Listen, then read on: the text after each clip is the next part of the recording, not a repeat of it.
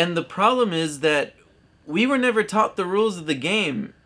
Like, how are we supposed to play the game of life when we don't even know the rules? And so underneath the opposition or the polarity between self and other, or between any other pair of opposites you can think of, there is something in common, as there is, for example, between figure and background.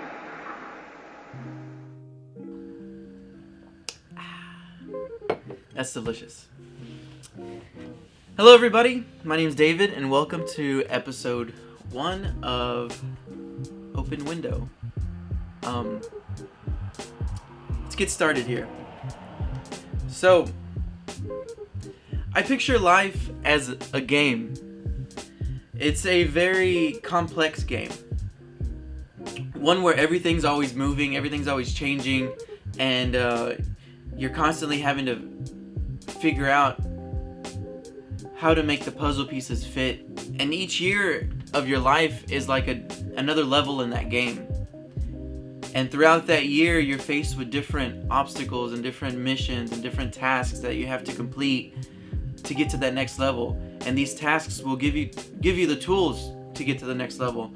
Or sometimes they'll give you the tools that you won't need until way further in the game. But with age and experience, the game starts to get a little easier, you know? The controls feel a little better in your hand, and your aim gets a little better, and you're able to move a little more fluently in the game. But then you come to a point where you kind of stop and you ask yourself, you know, I've been playing this game my whole life and I don't even know why I'm playing, you know? What is the purpose of even playing this game? And the problem is that we were never taught the rules of the game. Like, how are we supposed to play the game of life when we don't even know the rules? But, I mean, we've been taught many rules. The first set of rules was given to us by our parents and our siblings, you know, growing up. And then we have our school system and the rules and laws that they gave us. And then we get a job and our employers have a set of rules. And we have rules by the government and everything that we have to follow. But then you grow up and you start to realize the rules that your parents gave you, they only taught us what they knew at that time, which most likely came from whatever their parents taught them at that time. And the rules that they gave them was from our great-grandparents. You start to notice that each generation, you know, the rules start to change. And then in the school system too, over the years, the school rules and school laws start to change. And, you know, I remember being in 2nd grade and our teacher sending us home with a permission slip, and the permission slip was asking for permission from our parents to whip us with a ruler if we were acting up. And it's just so, like, it's so crazy to me, because I can imagine, you know, I have a 4-year-old and a 2-year-old, and it would just be so weird to me now if her teacher sent her home with a permission slip asking for my permission for her to hit my child with a ruler. It just seems it seems so weird to me, because I mean, I don't do those things with my child. And that's a whole other thing that we're not gonna get into in this video. But then you have the rules that society has, and you notice how those start to change over time.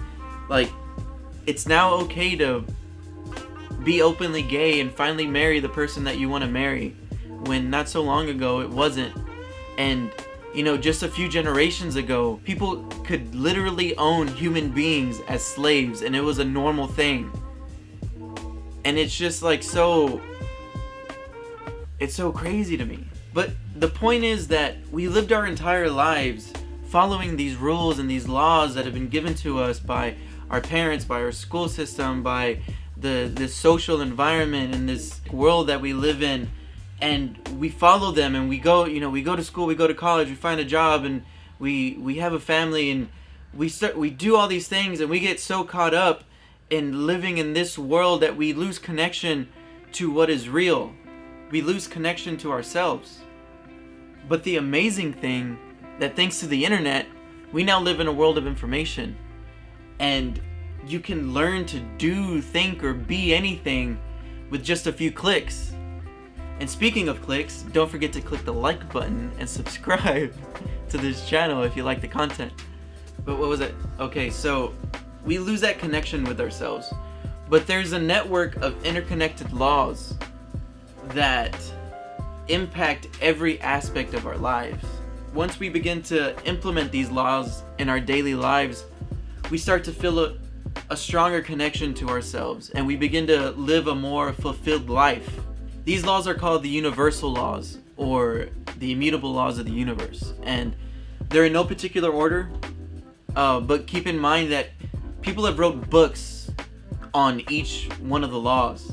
And I mean, there's a lot of information that goes into each one of the laws, and we can spend hours talking about each one, but for sake of time in this video, I'm just gonna run through them and give a brief description on each one. So first we have the law of divine oneness, and this is my favorite law, actually, of all of them. And what this law tells us is that everything seen and unseen emanates through one single source of energy, that nothing exists outside of this source. And this source is endless in terms of time, space, and force. And this energy is in every single human being as your higher self. This energy is all-loving, all-knowing, and all-powerful. Next we have the law of vibration. And what this says is that everything vibrates.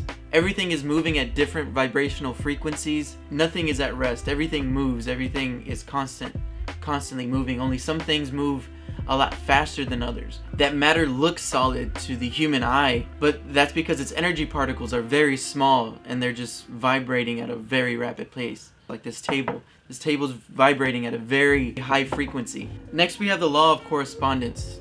With that comes the saying, as above so below, and as below so above. And what that means is that there is harmony and agreement and correspondence between everything. That the same laws and principles apply to everything in the universe. Then we have the law of polarity.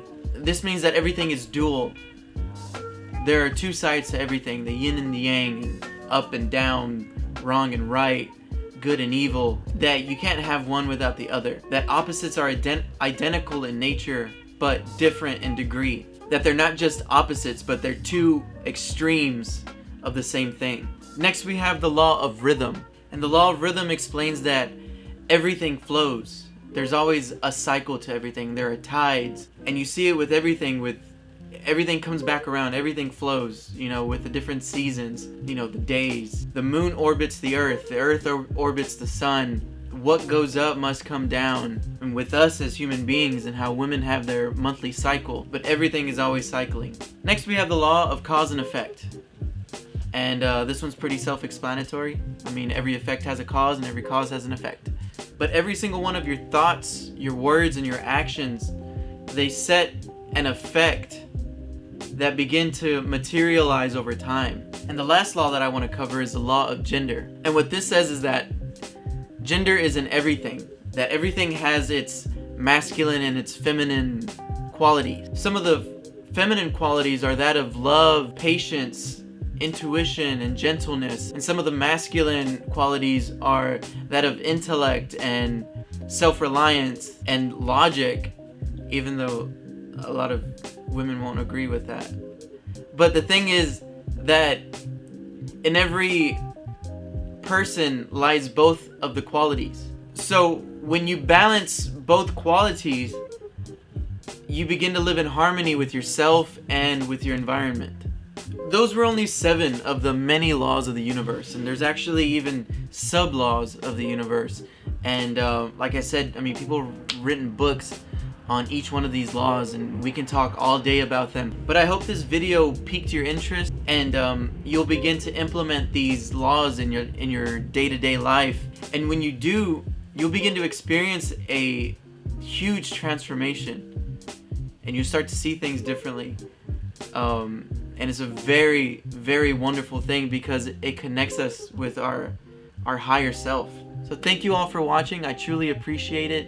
And if this video helped you out in any way, please share it with someone else. The more people that know, the better. And I'll see you next time.